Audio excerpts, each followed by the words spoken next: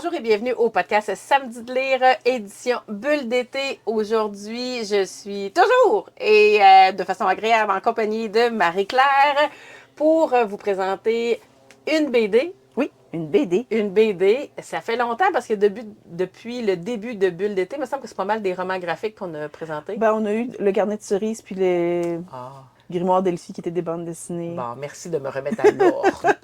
Est-ce que Sheridan, c'était aussi une BD ou c'était un roman graphique? Oui, c'était aussi une BD. OK, bon, Manoir dans le fond, Sheridan. c'est moitié-moitié, là, Oh oui. Véronique. Calme-toi dans tes On est préjugés. dimanche matin, mais on s'est couché tard hier. On est en plein milieu des vacances d'été. Ben, c'est ça. Fait que dans le fond, tu nous présentes une BD, Une BD. Qui a quand même un nom très particulier. Je te laisse le présenter avant d'inviter nos auditeurs à nous suivre sur des plateformes numériques. Il s'agit de Pisse Mémé de Cathy Bord. Quand même. Moi, je trouve que le titre, juste à lui, donne le goût. De lire le livre. Tout à fait, sans contredit. Ouais. Mais comme je le disais, avant que tu nous donnes le détail du... Voyons, c'est quoi ça, Pisse Mémé? Bien, je prends le temps de vous inviter à vous abonner, partager, commenter, aimer les différents réseaux sociaux du podcast Samedi de lire que vous pouvez trouver, bien sûr, sur votre plateforme de balado préférée et sur ma chaîne YouTube qui s'appelle tout simplement Véro. De mon côté, vous pouvez me suivre sur Lecto Véro maintenant sur Instagram. Et toi, Marie-Claire? Sur l'art à ton liseur sur Instagram. Ça, c'est traditionnellement Ouais. le cœur de notre podcast, la raton liseur. C'est- Ça nous prend la raton liseur. On a besoin, on veut la raton liseur. Ben, vous allez prochainement avoir droit à une nouvelle page, à un nouveau compte sur Instagram commun. Toi et moi, on en dira plus tard, Vers la fin de... vers la fin de l'été. Vers la fin de l'été. Moi, je veux savoir. En plus, les couleurs sont vraiment... C'est beau. Oui, absolument. Je voulais dire mignonne. Je l'ai retenue. C'est pas tout à fait mignon. Écoute, si je te dis que c'est une comédie feel good, ça te dit-tu ça, la couverture? Est-ce que, oui, à ce moment-là, est-ce que j'ai le goût de dire le volet livre d'un film de filles? C'est-tu ça? Non. Attends, j'écoute un film de filles, là, le jugement, là, tu sais, qu'on fait des fois, on regarde des films. Ça, c'est un film de filles. Est-ce que tu pourrais dire que ça, c'est le livre qui te mettrait dans la même ambiance qu'un film de filles? C'est pas, OK, dans le sens où c'est un film qui s'adresse aux filles, c'est une BD qui s'adresse aux filles, mais c'est pas une histoire d'amour fait-fille, dans ce sens-là. Là. Ah, parce que dans Tu les films de comprends? filles, il y a souvent Ben des moi, films d'amour. moi, hein, ouais, mais quand on me parle de Ah. films de filles, je suis souvent dans la petite romance où, tu sais, de la chick-lit, là, la littérature. OK, ouais, ben non, je suis là-dedans. je comprends, mais oui. Ouais, t'étais ailleurs, toi, avec ton film de filles. Mais c'est parce que tu m'as rappelé que quand on dit film de filles, c'est ça, c'est... Ouais. c'est, Ben, il y a toujours une espèce d'histoire d'amour nécessaire, là, dans le film de filles. On dirait qu'on n'est pas capable de s'en sortir. Puis c'est pas vraiment ça. Ici, c'est une histoire d'amitié. Dans le fond, oui, fait que c'est un livre de filles parce que c'est 4 amies filles. OK, fait que c'est les vieilles filles de 4 filles et un jeans. Genre. Ils ont Oui, vieilli. Ils ont vieilli. Ils sont rendus au début, à la fin trentaine, début quarantaine. Puis, alors pourquoi Pisse Mémé? C'est quoi la Pisse Mémé? Est-ce que Oui. ça fait penser à quelque chose? Parce que nous, on n'est pas français. C'est pas une expression qu'on utilise, mais c'est de la tisane. Fait que dans le fond, écoute, c'est vraiment drôle. C'est l'histoire de 4 femmes qui sont des amies depuis toujours, là. Puis ça commence le soir de l'anniversaire d'une de ces filles-là. Elles sont un peu girlounes, là. Ils ont une coupe de consommation dans le nez. Puis là, il y en a une qui dit, ah, écoute, là, moi, j'allais me chercher de la tisane, là, parce que faut plus que je boive d'alcool. Puis là, le barman répond, ben, hey, j'ai pas ça, moi, de la Pisse Mémé ici, là. Fait que, tu sais. Pisse Mémé. Là, les filles se disent, écoutez, les filles, quand on va avoir de l'argent, on va s'ouvrir un café, puis on va servir de la tisane, puis on va offrir des cours de yoga, puis Il va y avoir une toilette. Ça fait partie de l'histoire, entre autres, ça, c'est vraiment drôle. Il va y avoir on va servir de la bière locale, on va servir à manger, ça va être un genre de casse-croûte bio.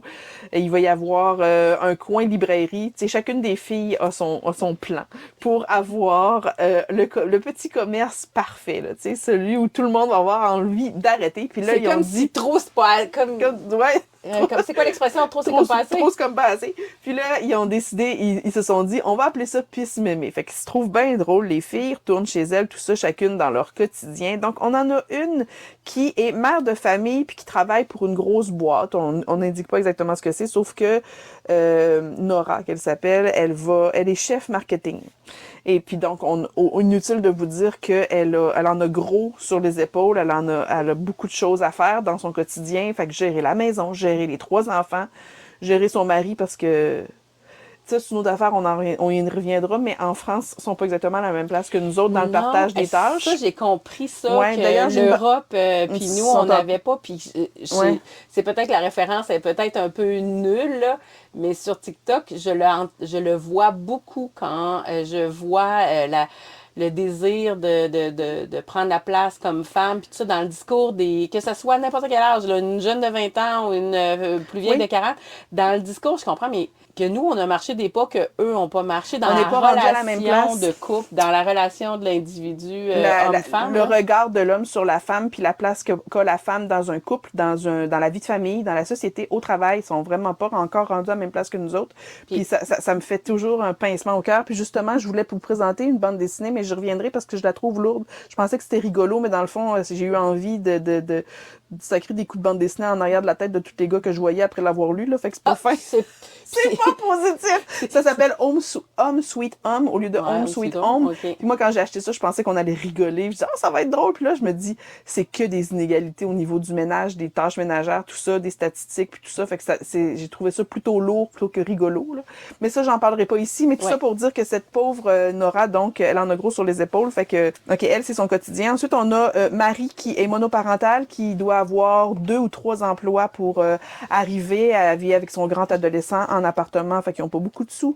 Ensuite, on a les jumelles, j'ai pas leur nom sous les yeux, mais qui sont, on les a ici, Camille et Marthe, qui, une est prof de yoga, elle est célibataire, elle a pas d'amoureux, puis elle a pas d'enfant, puis elle vit sa vie vegan, et puis très zen, très... Le cours de yoga, ça doit être elle, ça. Hein? Elle, le cours de yoga, ça doit être elle. Oui, c'est elle, le cours de yoga. Puis ensuite, on a Camille qui est qui est gay, qui vit avec son épouse, qui elle est enceinte de son 2e enfant. Et puis, fait que c'est la réalité de ces 4 amis-là.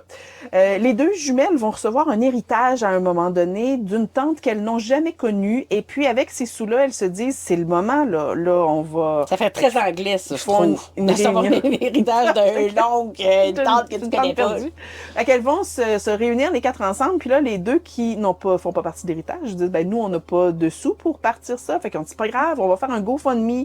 Ça va fonctionner. Nous, on va être capable de backer avec l'héritage qu'on a eu. On va s'occuper de louer un local, tout ça. Fait que c'est toute cette histoire de mise en branle du projet, de la préparation du projet, l'aboutissement du projet, puis ensuite de ça, comment les 4 font pour travailler ensemble avec leur réalité de femmes surmenées ou qui essayent de s'émanciper, qui essayent de faire quelque chose de leur vie parce que on sait qu'au début de la quarantaine, c'est souvent un tournant. On fait une mise au point, on se demande est-ce que je suis où est-ce que j'aurais dû être dans la vie, je suis heureuse, tout ça. Il y a beaucoup de ça. Il y a la maman qui va venir d'accoucher, qui va essayer aussi de jumeler son nouveau travail, sa nouvelle réalité avec son nouveau bébé, tout ça. Fait que c'est une histoire d'amour, d'entraide, de plans qui fonctionnent puis qui fonctionnent pas.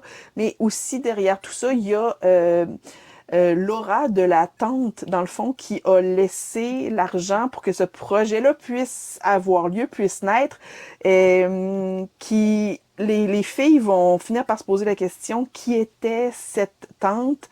Pourquoi est-ce qu'on n'en a jamais entendu parler? Pourquoi elle a été... pourquoi notre père, c'est la sœur de leur père, a coupé les liens avec elle? Fait qu'ils vont faire leur petite recherche. C'est beau, c'est doux. Fait que quand je te dis que c'est une comédie feel good, c'est vraiment délicieux. Moi, ça m'a comblé. J'ai adoré cette bande dessinée-là. Cathy Bord fait le scénario et les dessins. C'est complètement sa bande dessinée à elle, 100%. Je dois dire que cette BD-là, de l'extérieur, personnellement, je la trouve plus belle qu'une fois que j'ai ouvert les pages. Ce que tu m'en dresses comme scénario me plaît beaucoup. Mais une fois que j'ouvre, je suis pas sûre que j'adore là, images, illustrations. Ben, je te dirais qu'il faut passer par-dessus. Si t'aimes moins le trait, puis les visages, puis tout ça, faut vraiment s'attarder au texte dans ce cas-là. Faut vraiment, vraiment s'attarder au texte. Puis on finit par... c'est un peu comme si on commence un film avec des acteurs qu'on apprécie moins, puis qu'on se dit... Oh, ben, c'est pas mes acteurs vedettes, je vais pas apprécier.